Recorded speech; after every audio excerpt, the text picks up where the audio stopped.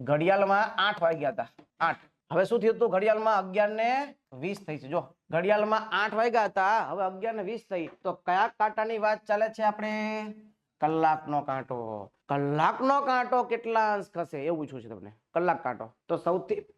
કયો કાંટાની વાત ચાલે છે કલાક કાંટા માટે શું શીખવાડું કલાક કાંટા માટે નિયમ જેટલી મિનિટ થાય 8 વાગે મૂવી સ્ટાર્ટ થયું સમજજો 8 વાગે મૂવી સ્ટાર્ટ થયું અને 11:20 મૂવી પતી ગયું એટલે આપણે એવું ન બોલી શકીએ કે 3 કલાક ને 20 મિનિટનું મૂવી થયું હે આપણે એવું ન કહી શકીએ કે 3 કલાક ને 20 મિનિટનું મૂવી થયું ને આ પિક્ચર 3 કલાક 20 મિનિટનું હશે ને તો 3 કલાક એટલે કેટલી મિનિટ થઈ અરે 180 કેમ એમ કરો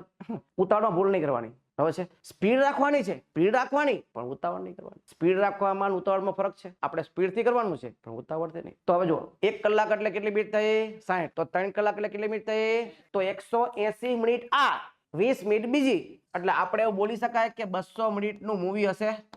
સવારે 8 થી 11:20 એટલે 200 મિનિટ થઈ ખબર પડે કે નહીં 8 થી સ્ટાર્ટ થાય કાંટો અને 11:20 થાય તો કલાકનો કાંટો કેટલું થશે પૂછ્યું છે કલાકના કાંટાનું જો આ કલાક કાંટા તો સૌથી પહેલા કલાક કાંટા પૂછ્યું છે એટલે આપણે એવું કહી શકાય કે નહીં કહી શકાય કે 3 કલાક ને 20 મિનિટ થઈ તો શું શીખવાડું મેં જેટલી મિનિટ એના કેટલી મિનિટ થઈ તો 200 ના અડધા એટલે 100 ડિગ્રી થશે બોલો મગજમાં બેસી ગયું હવે એકદમ પિક્ચર ક્લિયર મગજમાં આઈડિયા આવે બધાને તો હવે કલાકનો કાંટો 100 ડિગ્રી ખસ્યો તો કલાકના કાંટાના જેટલા તમારે 100 ક્વેશ્ચન ગણો તો ભલે 200 ક્વેશ્ચન ગણો તો ભલે ગમે એટલા ગણો પણ મિનિટો શોધવાની અડધા કરી નાખો એટલે કલાકના કાંટાની મૂવમેન્ટ ખબર પડી જાય મેં તમને પ્રેક્ટિકલી બી સમજાવી દીધું અને ક્વેશ્ચન બી સમજાવી દીધું બોલો આગળ મગજમાં ક્લિયર